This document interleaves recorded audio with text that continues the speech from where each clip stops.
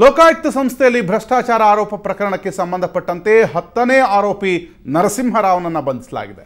SIT ತಂಡ ಹೈದರಾಬಾದ್ನಲ್ಲಿ ಆರೋಪಿಯನ್ನು ಅರೆಸ್ಟ್ ಮಾಡಿದ್ದಾರೆ.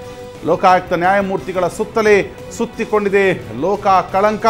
ಲೋಕಾಯುಕ್ತ ಸಂಸ್ಥೆಯ ಭ್ರಷ್ಟಾಚಾರ ಪ್ರಕರಣದಲ್ಲಿ 10ನೇ ಆರೋಪಿಯ ಬಂಧನ ಆಗಿದೆ. ಬಂಧಿತ ಆರೋಪಿ ನರಸಿಂಹರಾವ್. ಈತ ನ್ಯಾಯಮೂರ್ತಿ ಭಾಸ್ಕರ್ ರಾವ್ ಅವರ ಸಂಬಂಧಿ. ನ್ಯಾಯಮೂರ್ತಿ ಭಾಸ್ಕರ್ ರಾವ್ ಪತ್ನಿಯ ಸಹೋದರಿಯ ಮಗ ಈ ನರಸಿಂಹರಾವ್. ಹೈದರಾಬಾದ್ನಲ್ಲಿ ರಾತ್ರಿ ಆರೋಪಿ ನರಸಿಂಹರಾವ್ ಅವರನ್ನ ಬಂಧಿಸಿ ಎಸ್ಐಟಿ ಪೊಲೀಸರು ಕರೆತಂದಿದ್ದಾರೆ.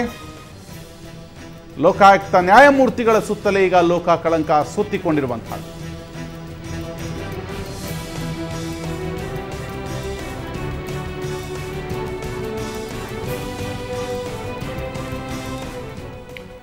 ಲೋಕ ಕಳಂಕಕ್ಕೂ ನನಗೂ ಸಂಬಂಧವೇ ಇಲ್ಲ ಎನ್ನುತ್ತಿದ್ದ ಲೋಕಾಯುಕ್ತ ನ್ಯಾಯಮೂರ್ತಿ ಭಾಸ್ಕರ್ ರಾವ್ ಅವರ ಸುತ್ತಲೇ ಈ ಒಂದು ಕಳಂಕ ಸುತ್ತುಕೊಂತಿರುವುದು ಮತ್ತೊಮ್ಮೆ ಸಾಬೀತಾಗಿದೆ. ಲೋಕಾಯುಕ್ತ ನ್ಯಾಯಮೂರ್ತಿ ಭಾಸ್ಕರ್ ರಾವ್ ಅವರ ಪತ್ನಿಯ ಸಹೋದರಿಯ ಮಗ ನರಸಿಂಹರಾವ್ ಇದೀಗ 10ನೇ ಆರೋಪಿಯಾಗಿ ಅರೆಸ್ಟ್ ಆಗಿದ್ದಾನೆ. ನಿನ್ನೆ ತಡರಾತ್ರಿ ಹೈದರಾಬಾದ್ನಲ್ಲಿ ಎಸ್ಐಟಿ ತಂಡ ಆತನನ್ನು ಬಂಧಿಸಿದೆ. ಹೀಗಾಗಿ ಲೋಕಾಯುಕ್ತ ನ್ಯಾಯಮೂರ್ತಿ ಭಾಸ್ಕರ್ ರಾವ್ ಅವರ ಸಂಬಂಧಿಕರೇ ಒಬ್ಬೊಬ್ಬರೇ ಒಳ ಹೋಗ್ತಿರುವಂಥದ್ದು. ಲೋಕಾಯುಕ್ತರ ಸುತ್ತಲೇ ಈ ಕಳಂಕ ಸುತ್ತಿರುವುದು ಮತ್ತೊಮ್ಮೆ ಸಾಬೀತಾಗ್ತಾ ಇದೆ.